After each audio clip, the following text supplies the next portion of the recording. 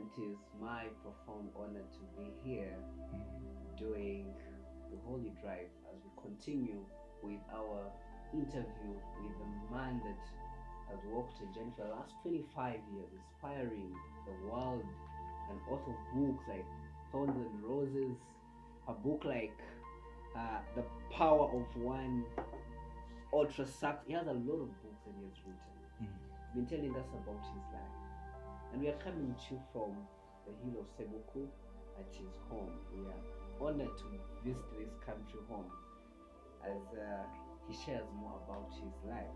In the first episode, he was telling us about his genesis, how he met Christ, and how eventually he starts writing inspiring books that are inspiring the world.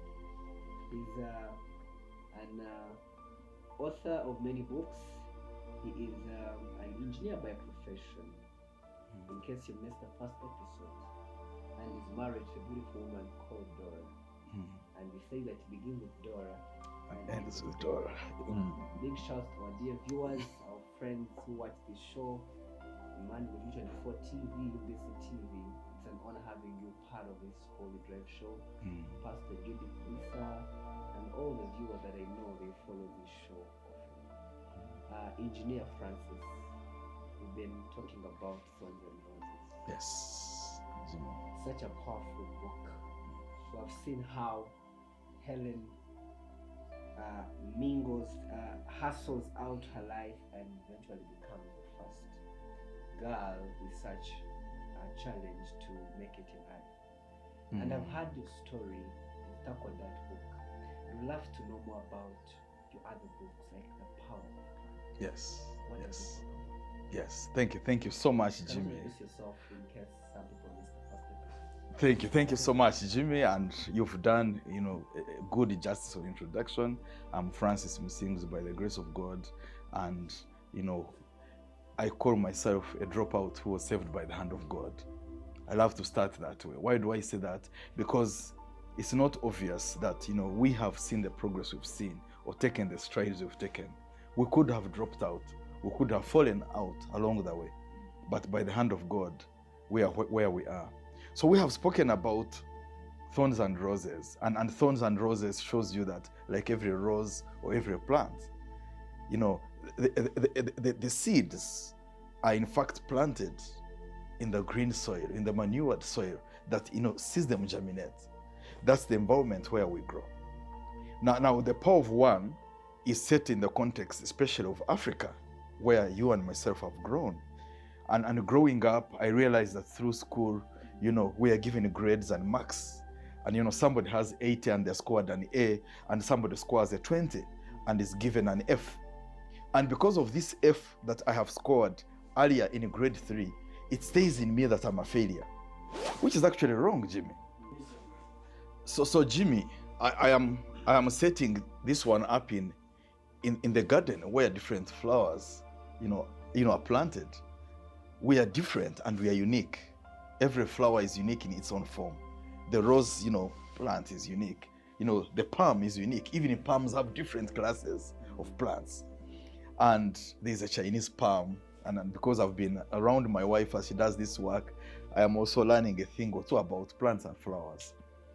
So it's you and me that if we are graded and classified using general metrics, we would just see some people as geniuses and other people as failures, which is completely wrong.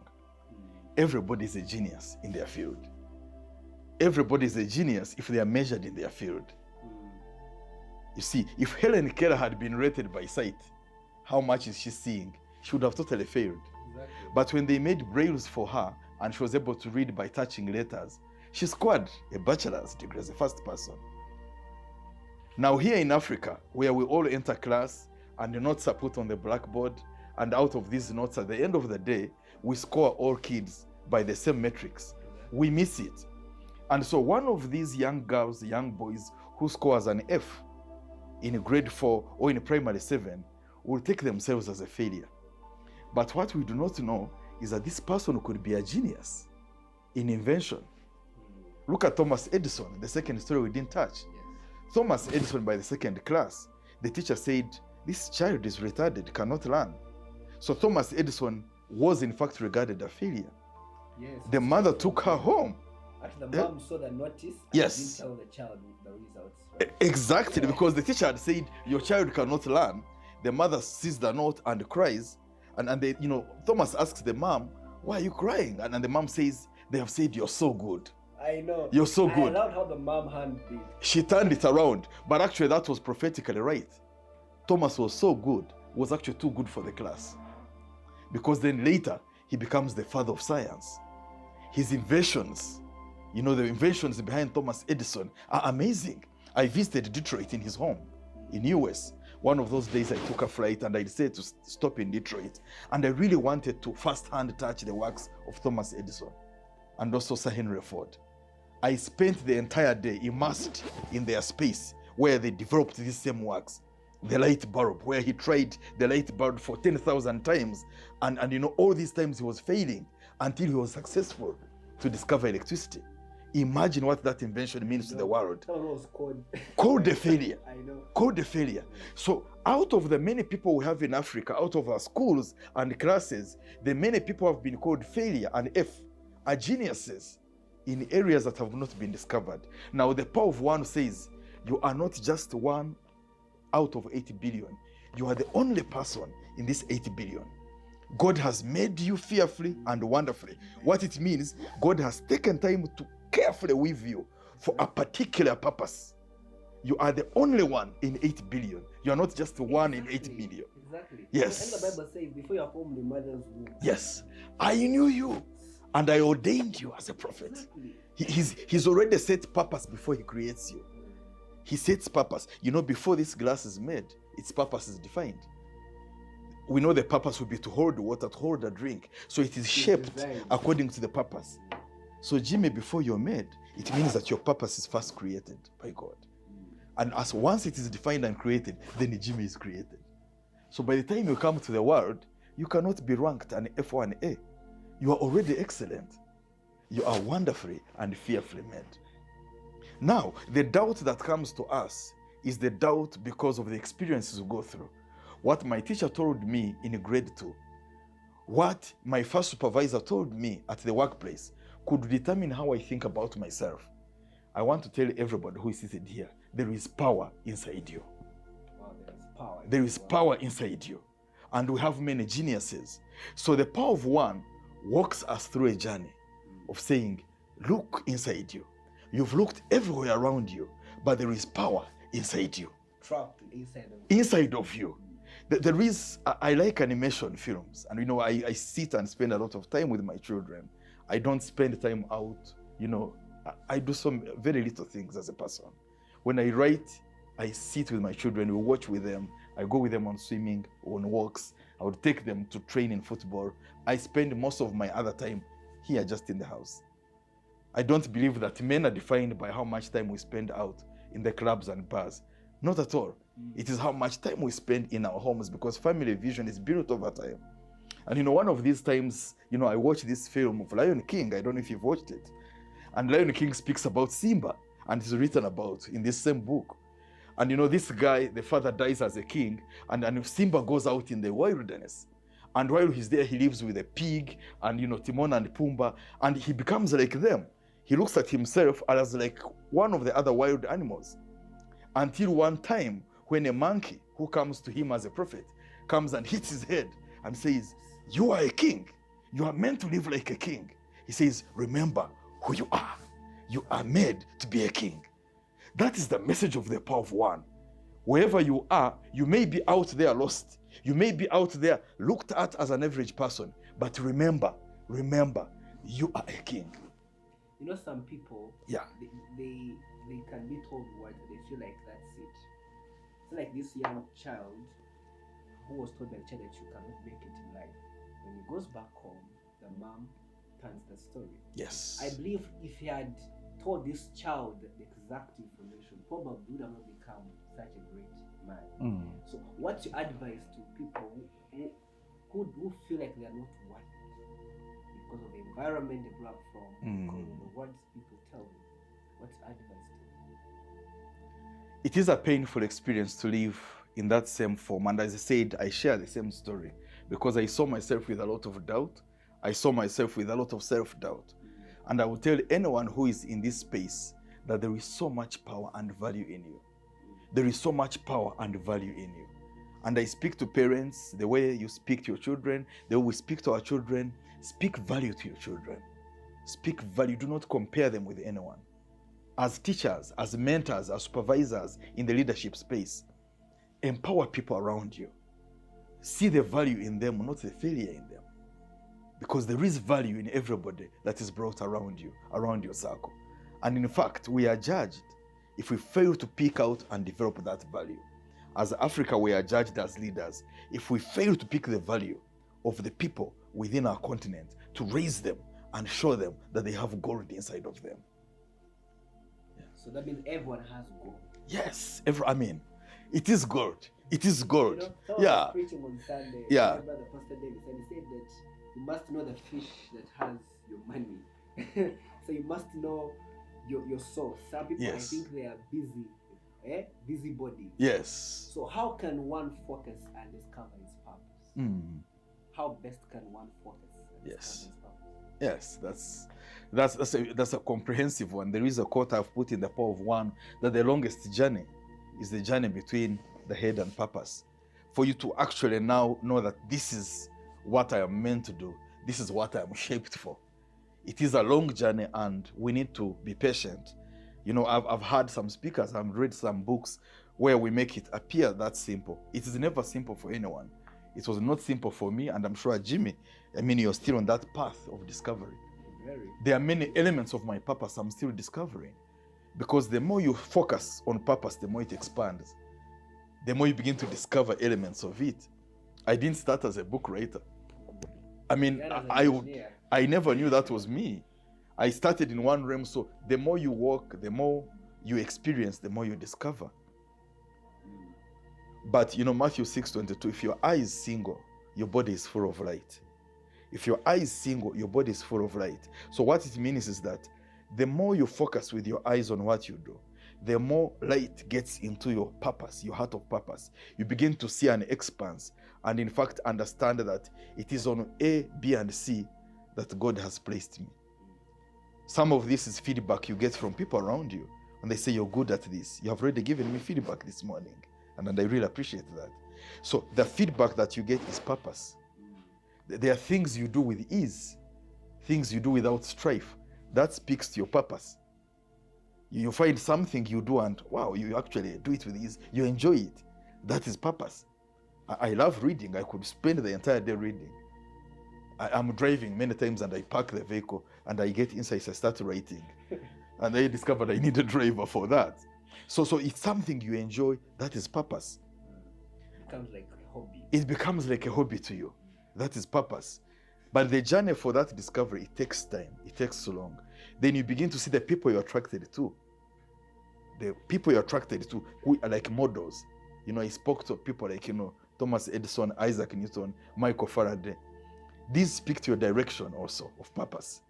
You begin to see that what attracts you is in fact attracting something in you. Proverbs 27:17, as iron sharpens iron, does a man sharpen another. So it means that the people that you're attracted to speaks to the place of purpose. Exactly. So I would really wish to spend more time on this. But the biggest point I want to say is that it takes time. For somebody who is in O-level, still running with 11 subjects, it is still, a whole flood of things around. It may not be easy to actually say that, pinpoint this is the area where God has called me to serve. It takes time. You may even actually do a course, may do engineering, but actually reach the field and find that is not the line in which you're going to serve. So I would like to speak to everybody. This is a journey of patience. It's a journey that keeps unfolding with time. Yeah, before I leave Yes. that the power of one, people are born from different backgrounds. Do you believe that a background can determine your destiny?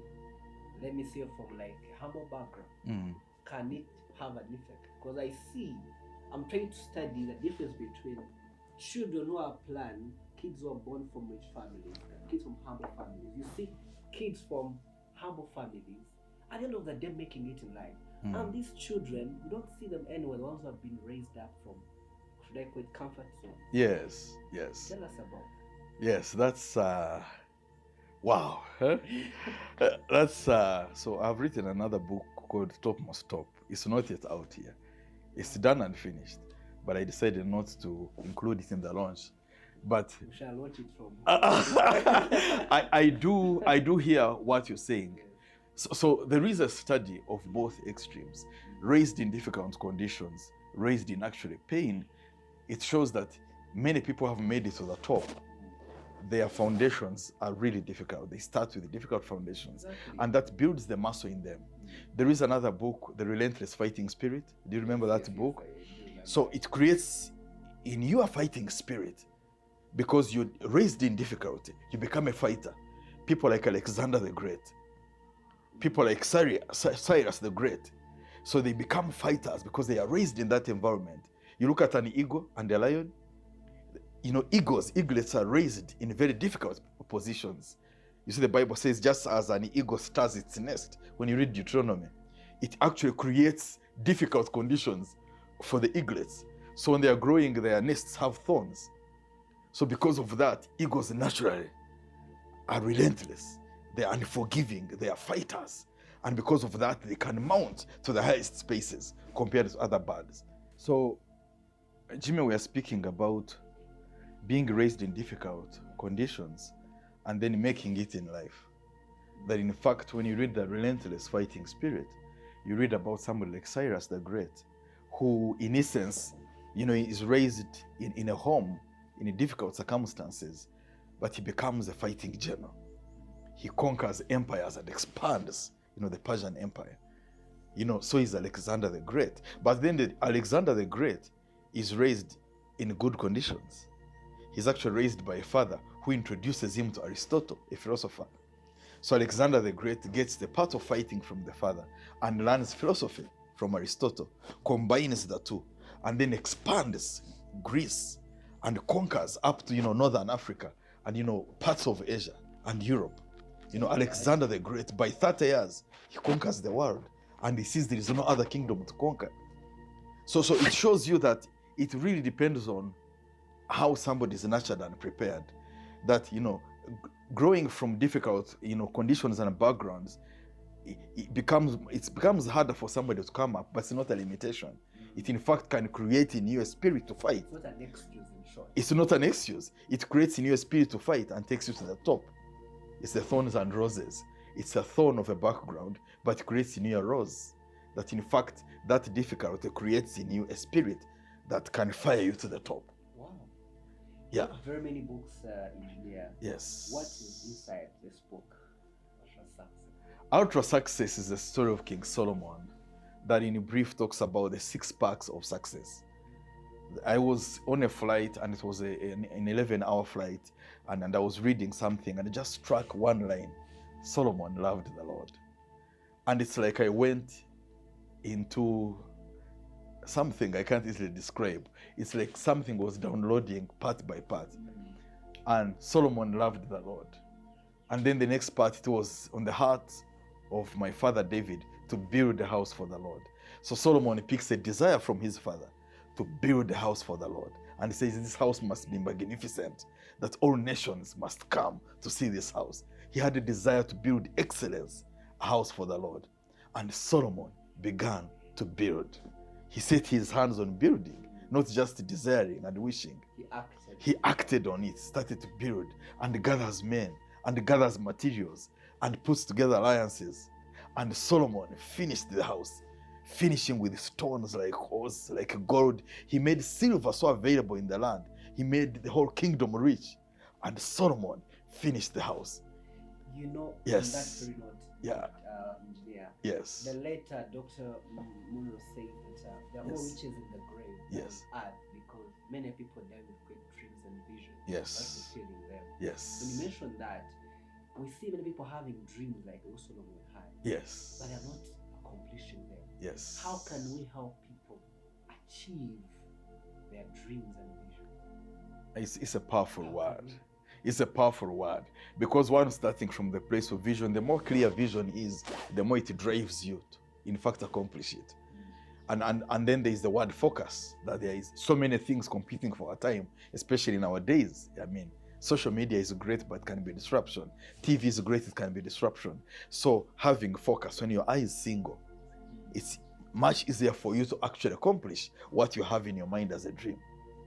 And then the third part is to know that there is a need for discipline. Wow, we could speak about that forever, especially for Africa. The discipline of starting something and taking it through to the end. And I know, like the journey of writing, many people have told me, we started writing a book 9 years ago, 5 years ago. It's hard to finish it. It's discipline. Because it's painful. It's a painful experience. It's like an athletic training, working on their muscles. That's discipline. So accomplishing a dream, it takes discipline to see it to the end. Solomon was disciplined enough to start this house and actually complete it. And the last part is that Solomon perfected the house. He perfected it meticulously. Exactly. It is very hard to actually get into the perfecting zone. That in fact, look, you can do some good work, you can write a report, but taking time to go through the report and perfect it. Many times we're in a hurry because perfecting takes time. Exactly, you can purpose to do something and eventually you don't. Yes. It's hard to stay focused. Discipline, I think. Yes, discipline. To stay focused, but also have a mind of excellence. The Bible says, for Daniel had an excellent spirit. To quieten yourself and close yourself in a room and say, this report I've written, this book I've written, let me take time and perfect it. It really takes pain and effort to perfect something. Whether it is work, whether it's a business, whether it's a family, it takes time and effort to perfect it. So in short, let me ask you this question. Yes. Yeah. You can be there and maybe you set your targets. You say, you have like a daily program, maybe a monthly schedule. Yes. But after you've done all that, like after listening to you, one can get inspired. But after some time, you end up with that discipline dies. How can one stay focused and finish strong? Thank you so much. One of the big things of focus is association.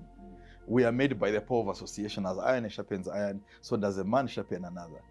You see, the people that are around you determine what you focus on and the disciplines you carry. If I go with people who are laissez-faire, I most likely will end up being laissez-faire. If I go with the giants in discipline, I end up being disciplined. So number one is check your associations. One writer says, you are the same person today as you will be 5 years from today, apart from the books you read and the people you interact with. Apart from the books you read and the people you interact with, I want you to interrogate your association. It determines what you accomplish in life. Solomon surrounded himself with people of discipline, and they are written about. It says he surrounded himself with wise men, but he was the wisest of them all. But around him was the company of wise men. So your association determines your disciplines. Association. Yes. I've loved that. And I believe I'm on the right path since I have you. Wow, it's good to be with you too. Engineers, wind up this show. Yes. I've heard your story. You have so many books, and I believe we're going to keep on sharing more about these books as God gives us another lease of life this year. But as wind up this show, I have two questions for you. One, Please. based on your story, your journey, you've done all this. Are you satisfied in your heart that you've done your best? Jimmy, every time I've worked on each of these pieces, I discover how much more there is to be done. I am so grateful to God. I'm so grateful. I'm a very thankful person that actually all that I've done and the life I've lived, I see that is the hand of God. But the more that I actually immerse myself in understanding the ways of God, I realize how deep and how vast they are past finding out. The more that I dig deeper, the more I see that the depth is way past finding out. There is so much more to do. And that's why I need you. That's why we need to raise more people like me and you, and even greater than us. Because the field is so vast, but the harvesters are few. Very true. Yeah. That is so beautiful. You know, you can imagine from the hills of Kigezi, that coldness. Yes. You struggle, you reach in Cape Town, you're in America. I don't take that for granted. That must be God. Amen. My last question, this is a beautiful one. I usually ask my guests. You've done all this. After all this, you have inspired people, you've inspired nations, you've written books, you've served the nation, you've poured out all your heart, you've loved your family, your dear ones, you've moved to nations. at the end of the day, after all is said and done, how do you want this world to remember you and celebrate you someday? Maybe when you go. Oh, thank you. I'm proud because our works are supposed to outlast us. And I was sharing with a group yesterday in Hebrews 11:4 that to Abel, whose blood speaks better, that even though he's dead, yet he still speaks. I would love the world to remember this voice as a voice that in fact empowered people, that actually raised leaders, and leaders at the topmost top. Not just average leaders, but leaders who transform nations for Christ. I would want the world to remember that there lived a man who focused not on himself, but on raising a cadre of leaders around him. A man who built a cadre of leaders. Yes. around him. Yes. Definitely the world will live to remember you for that. Thank It's you. been a pleasure having you, Engineer Francis, on the Holy Drive Show. Thank you, Jimmy. What an amazing journey. Thank you, Jimmy. I have been Juma Kashim as your host, and I would love really to appreciate you so much for being part of this show. Big shouts to the producer of this show, Godwin, and the entire team that work with the Hafizos, everyone who works tirelessly for this show to keep on air. It's been a great honor. We love you so much, and I want to appreciate everyone who gets time to share this link, who gets time to talk about this show. That's one how you can pay back and you inspire us to keep running this show. We love you so much. Until next time, shalom, shalom. Thank you.